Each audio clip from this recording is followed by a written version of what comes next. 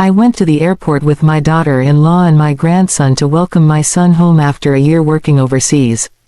We'd been waiting excitedly near the international arrivals gate when a security officer suddenly approached me. "Ma'am, where's the woman who was with you?" he asked. I was confused. "You mean my daughter-in-law, Sarah?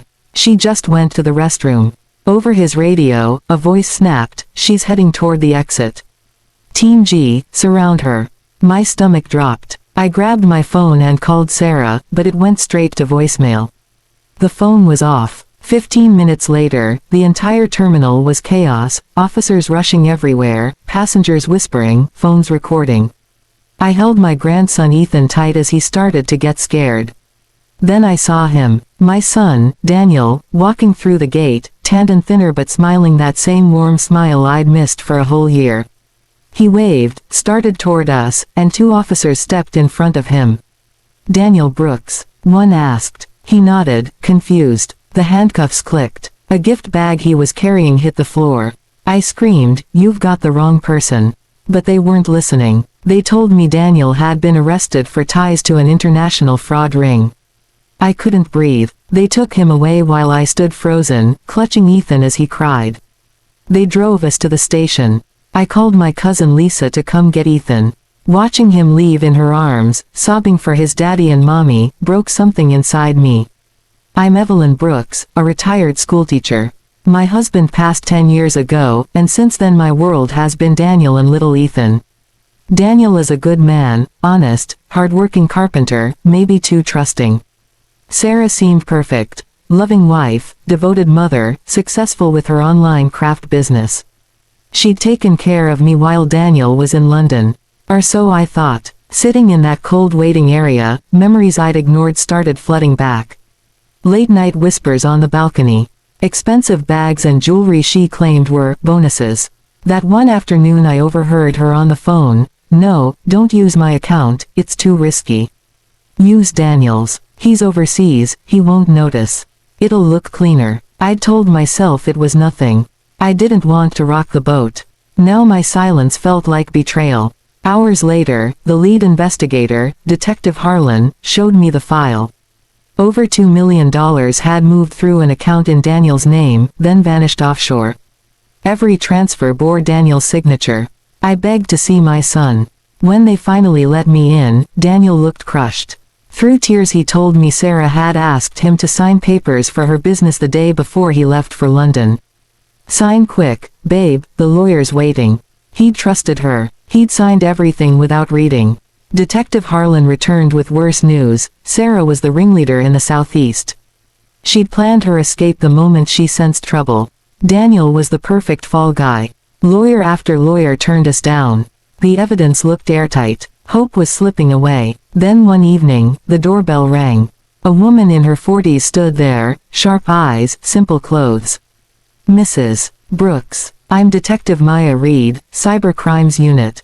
I've been tracking Sarah Bennett for months." She believed Daniel was innocent. Real criminals don't use their own names, they use someone trusting, someone far away.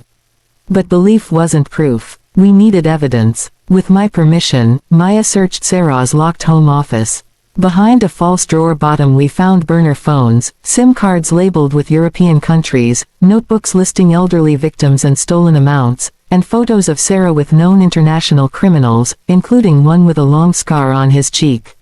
Maya took everything for analysis and warned me to stay quiet. My safety mattered. That same evening, my longtime neighbor Mrs.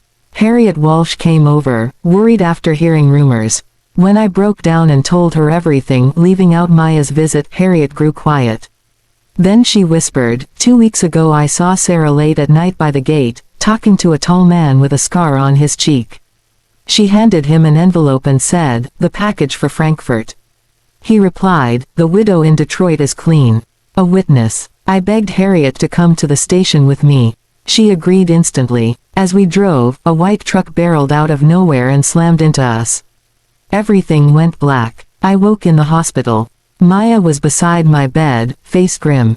Harriet hadn't survived. The truck fled. Rage replaced fear. They weren't just thieves, they were killers.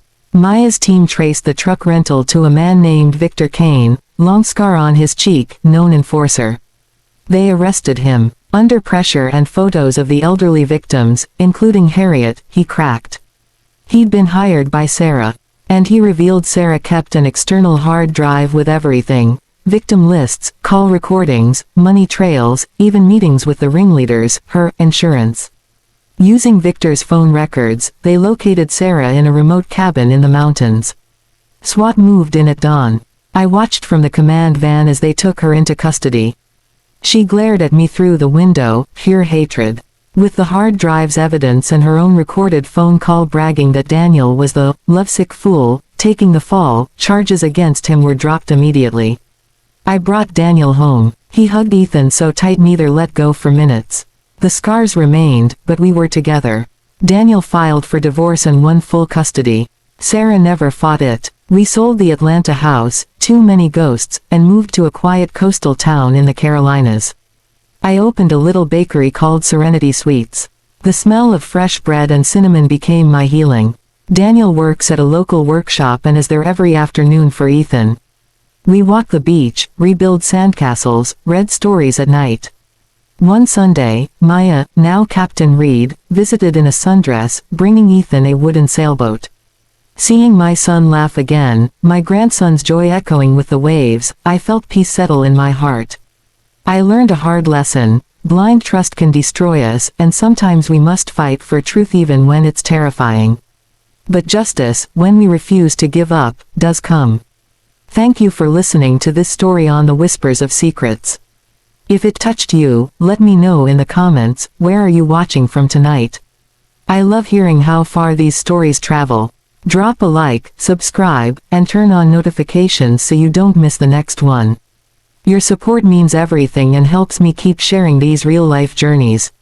See you in the comments, and in the next whisper. With love.